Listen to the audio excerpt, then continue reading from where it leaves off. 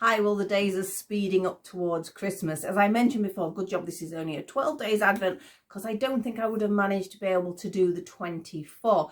I have got a Christmas Eve box from Attic Spin Dye though. Yeah, I loved it last year when I did it, so I'm really excited about getting that one. So there will be a video towards Christmas. Well, it will actually be put out for Christmas Eve, but for now, the right one, we're on number 7 on my advent.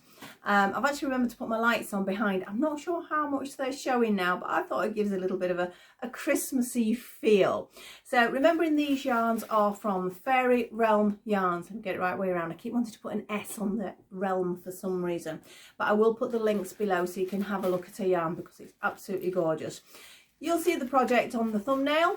I've still got to decide, but as I said before, I have to wind it up before I can actually do anything with it. So I have to look what the colours are, what the yarn is, which you'll see in a second, and then we'll decide on a project from there. So I'll see you in a second, top down.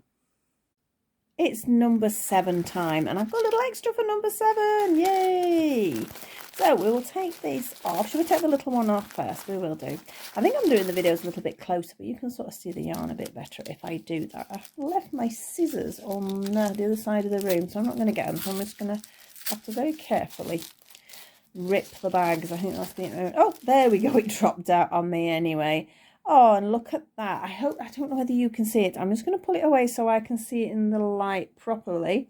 I think I can. Yes, I can see it. We have...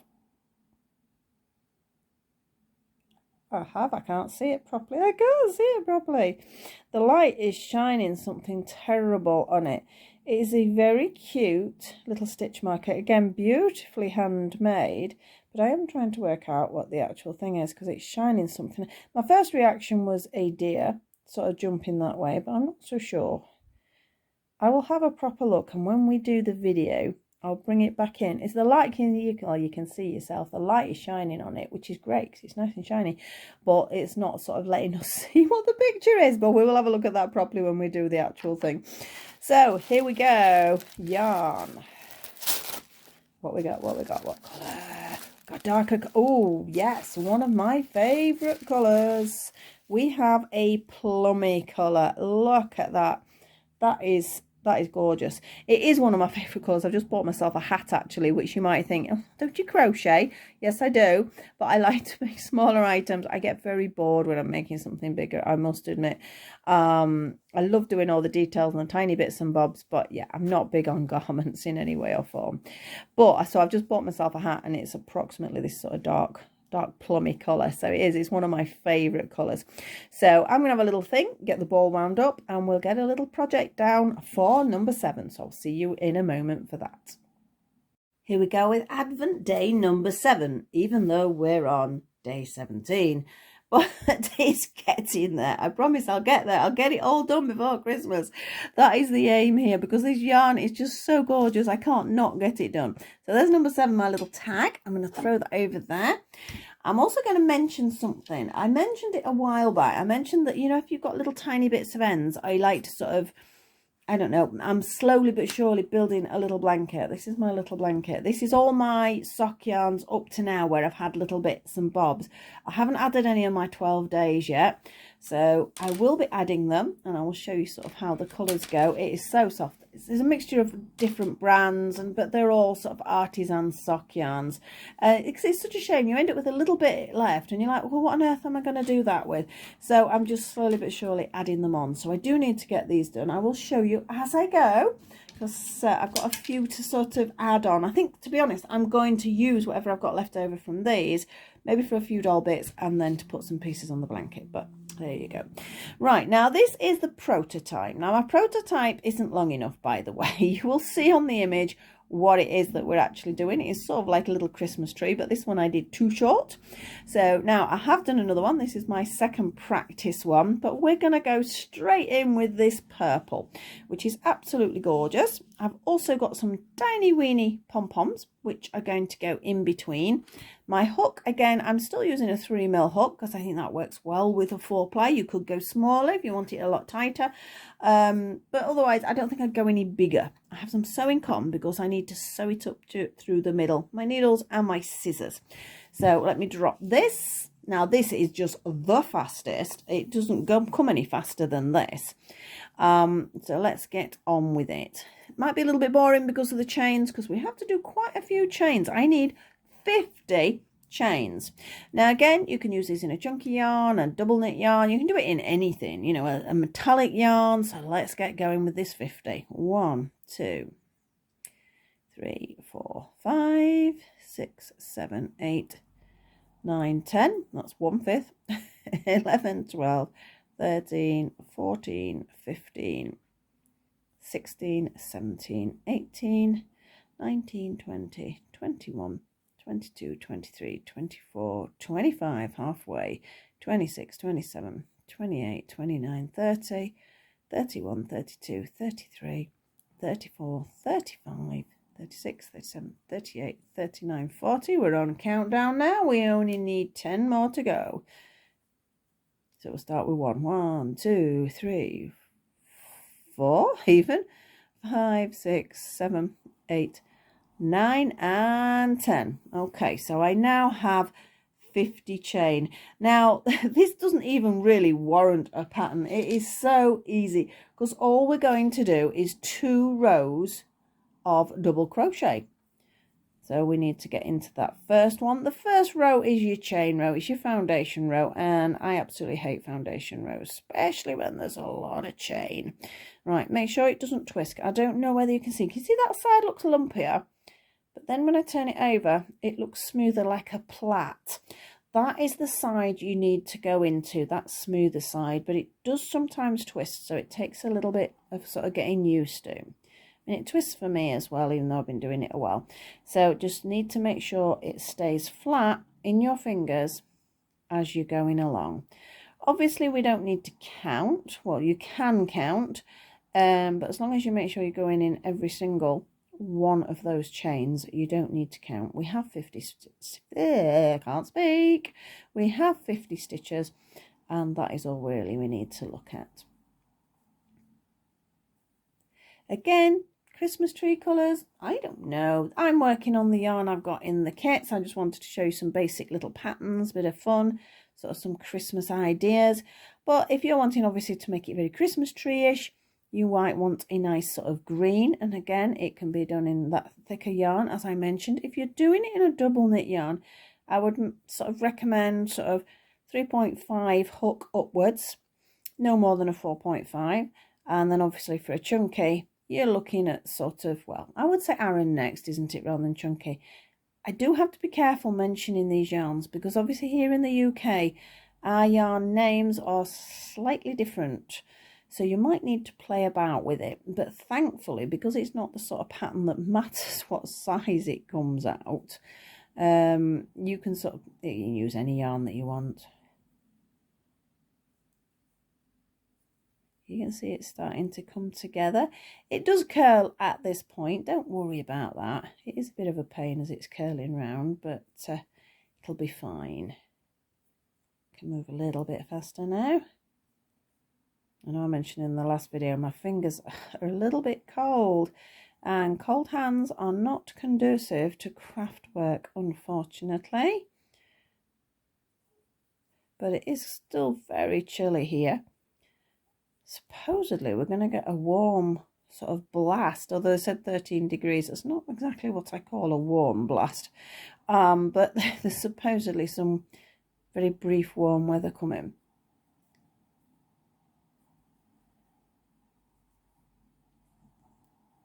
We're over halfway now. As I said, I did warn you that this bit might be a little bit boring.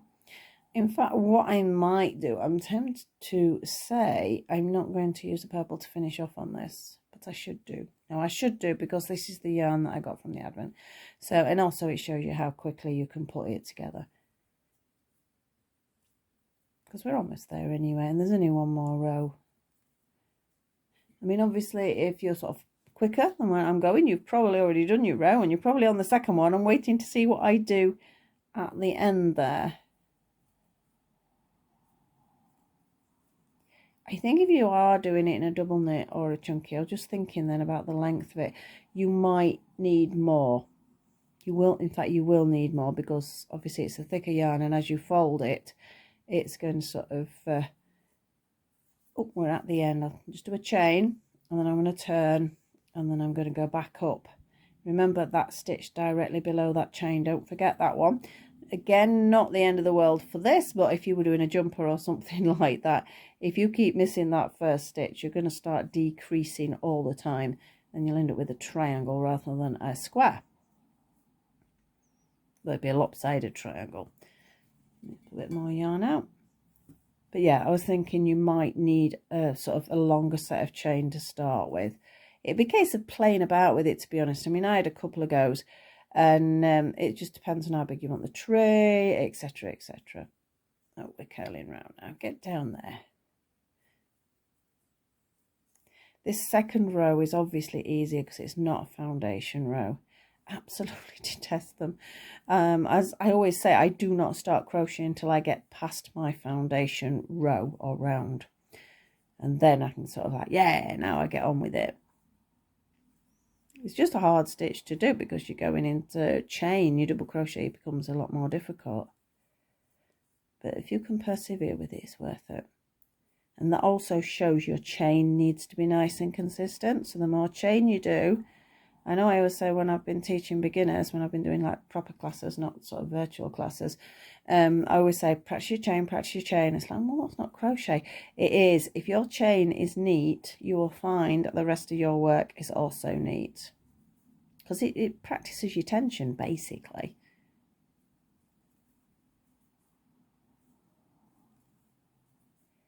Oh, we're almost there. They didn't take as long as I thought.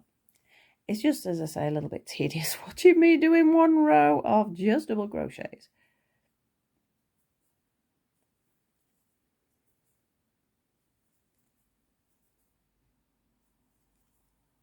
So this is day 7. I have I have 2 ideas for 8 and 9. I've got a pair of earrings for 8 that I just need to finish. I've done the design. I just need to sort of put some sort of details, embellishments on it, and put a hook on it basically. And then the earrings ready to do. And my little Mrs. Mouse, wherever she is, she's there. Where are you, Mrs. Mouse? Ta-da! The one that I said I was going to turn into little crochet mouse. She's almost done. I'm going to do her a little shawl. I thought that might be quite cute to have around her shoulders to keep her warm. And also a little sort of granny square she's going to have. And we need to make a little hook. That is the only thing that sort of stopped me on that at the minute. I started trying to do it with a skewer, sort of to shape it into a hook, and it just kept splitting. But I've been told I'm better off with a cocktail stick because the wood doesn't split so much. So I'm going to have a play with that, and then I can show you sort of what I got up to with that. Hoping that's going to be tomorrow, because you're going to get 2 videos a little bit back to back if I do what I'm supposed to be doing. Last 2 stitches.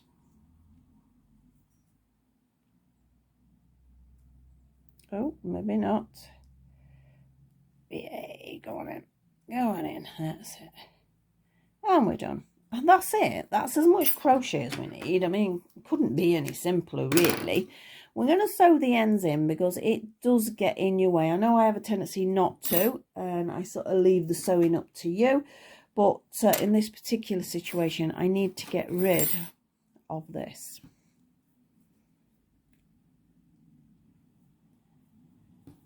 And all I'm going to do is I'm going to sort of thread it through quite a few times through the other stitches. I'm sort of not going in and out. I'm actually going through. Can you see I'm sort of threading it through actual stitches? I'm not sort of just going in and out like a zigzag or anything like that. Right, that's that. So we can cut that one off. If it was something like a garment or something else, I would actually sort of sew in a little bit more. But because of what I'm making, it's not really that necessary. Oh, dropped it off. Tell you what I'm going to do after I've done this video. I'm going to get myself a cup of tea, and I'm going to try and warm my fingers up before I do the next bit.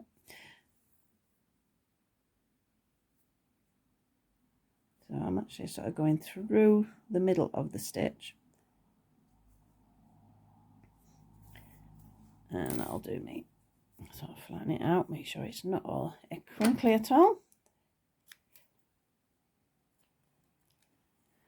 Right, now, mentioning this one that was too short, can you see basically what I was doing? But then I sort of lost momentum at the end because it was too small. This one is longer, so we should be fine. You can do it if you sort of mark out a drawing. You sort of do a little drawing of a tree and sort of imagine sort of where your sort of tree shape is going to go. So if we sort of say, in fact, that doesn't work that way. Let me fold it this way. So I'm sort of, my first one's a little one, and then I need it a bit bigger, and then I need it a bit bigger. So I'm just zigzagging down until I get to the bottom.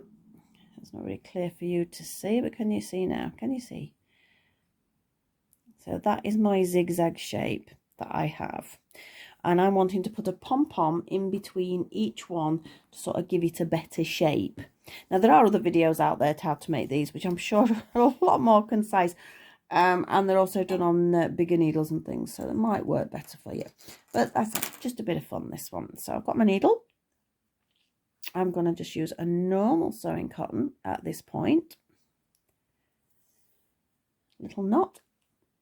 And I'm going to choose my first pom-pom. I think I'm going to start with, what should I start with? I'll start with a pink one on the very top. Now, for this, I'm just going to go through once, because I want the knot at the bottom bit, and through twice. And that should hold our pom-pom sort of nice and firmly in place. And I'm going to just pop it through the very, very top. Ta-da! So that is my first one. So I need to think about my next fold, but I need another pom-pom first. What should we do? Blue. We'll do blue. These are just tiny craft pom-poms. I think, to be honest, they were pound shop. I think there was a mixture of different size pom-poms. So now I've got my pom-pom on the other side. I'm going to work out roughly where I want my fold. And then I'm going to put the needle through that. Yep, so you can see we have our first little fold there. So we need another pom-pom, white, I think.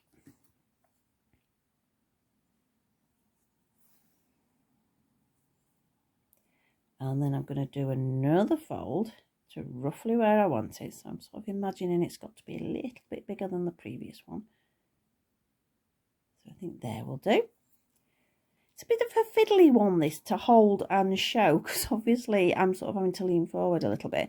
But can you see how the shape is coming? Another pom-pom. We'll go for purple.